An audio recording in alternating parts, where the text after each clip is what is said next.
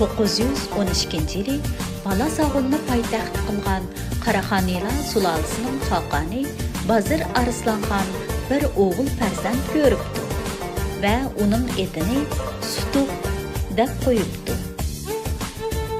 Bazir Arslanxon qazo qilganda taxt varisi Sutuk texi kichik bo'lg'achqa Bazir Arslanxonning oti bir enisi o'g'ilchaq Bughrahan o'zini Xoqon deb e'lon qildi.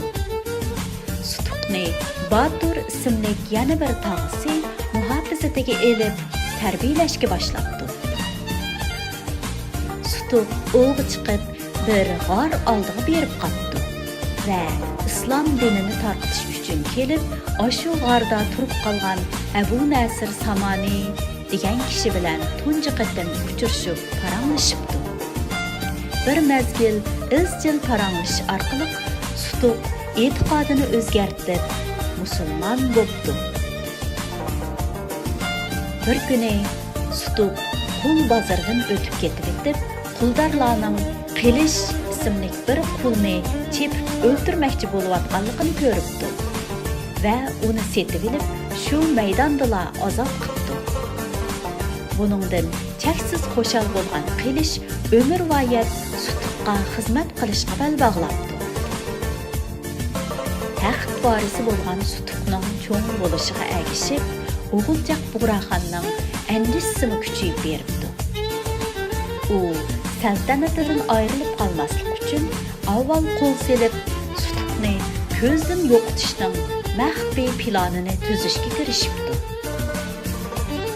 O'g'ilchaq Bughraxonning suiqasdidan to'liq xabar topgan Sutuk qo'llag'uvchilar bilan atrofliq kengashib, puxta tayyorlik qilib olg'ashqa, suiqasd boshlangan kechasi o'g'ilchaq Bughraxonni mag'lub qilib, taxtni o'z qo'liga oldi.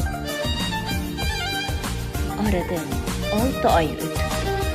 O'rda ishlarimi iziga tushibdi. Xon ona bilan o'rda arkonlari maslahatlashib, 9-oyning 1-kuni Sutuk Bughraxonning to'y ma'rikasini o'tkazibdi. 932-yili o'g'ilchaq Bughraxonning suiqasdini tarmar qilib, taxtni qo'liga olgan Sutuk Bughraxon o'zining islom diniga kirganligini elga oshkora jakolabdi. Hem o'ziga Abdul Kerim degan ismni qo'yibdi. Hamda poytaxtda masjid, xonaqolarni soldi.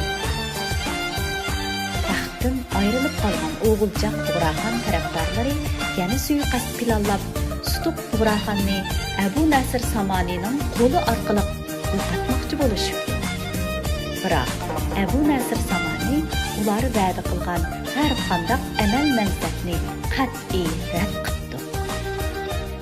Sutuk Bughraxonning tashabbusi bilan poytaxt O'rda-Kentda islom dinining umumlashganligini anglab, ko'k yar mingbeshi yezi qishloqlardagi buddistlarga bosh bo'lib bostirib ketdi. Biroq jangda mag'lub bo'lib, lashkarlari teri berang bo'lib ketibdi. Sutuk Bughraxon atrofdagi qarindosh xonliqlar bilan inoq ittifoq o'tish maqsadida Qo'ji Uyg'ur xonliqining poytaxti Bashbaliqqa elchilar avatibdi.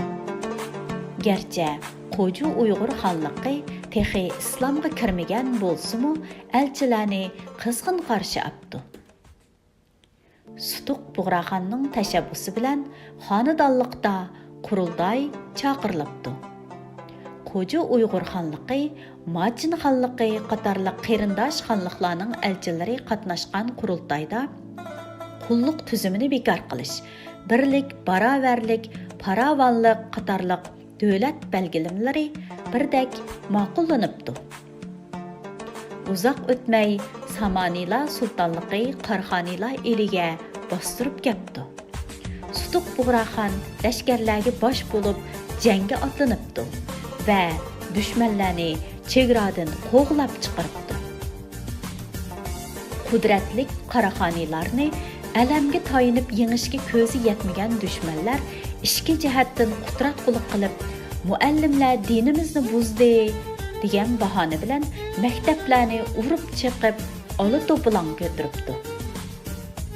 Sutuk Bughrahan qurultayda bekitgan davlat belgilemesida ching turib, birlik, biliklikning inovatini qo'llash uchun odam chiqarib, to'polonchilarni qattiq jazolab, elga ibrat qildi. Xonadonlikning asosini texmi puxtalash uchun oz sondagi boylar, amaldorlar egilib olgan yer va suvlarni davlat ilkiga elib, keng avomga adillik bilan qayta taqsimlab beribdi. Harbiy qo'shinni kuchaytirib, lashkar sonini 200 mingga yetkazibdi. Samanilar bilan bo'lgan oldingi qatimliq jangda asirga tushib qolgan qarindoshlarini qutqizish uchun Sutuk Bughrahan bir necha qatim elchi avatibmi yaxshi javobga erishalmagashga, oxiri lashkar tortib berishga majbur bo'ldi. Qaraxoniylar qo'shini qatma-qat tog' davollardan o'tib, Mayli soy degan yerda Samanilar qo'shini bilan uchrashib, qattiq jang qildi. Bu jangda Samanilar qo'shini mag'lub bo'ldi.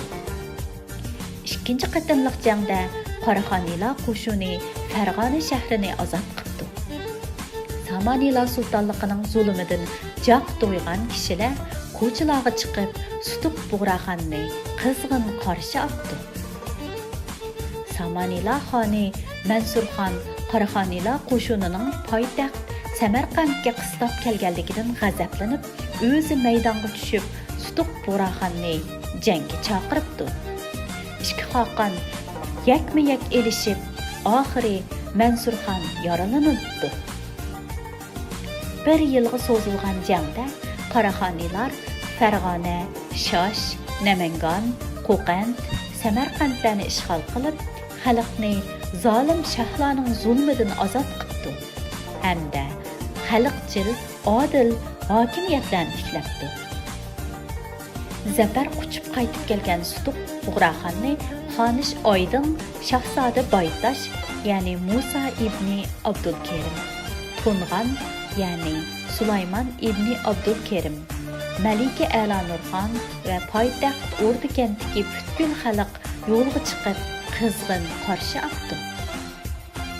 Sultan Sutuk Bughrahan Qaraxoniylarning saltanat taxtini o'g'li Musa ibn Abdulkerim Bughrahan, ya'ni Baytash xonga o'tkazib berib, o'zi otishdagi qadim joyda oxirgi umrini xotirjamlik, osoyishlik ichida o'tkazibdi.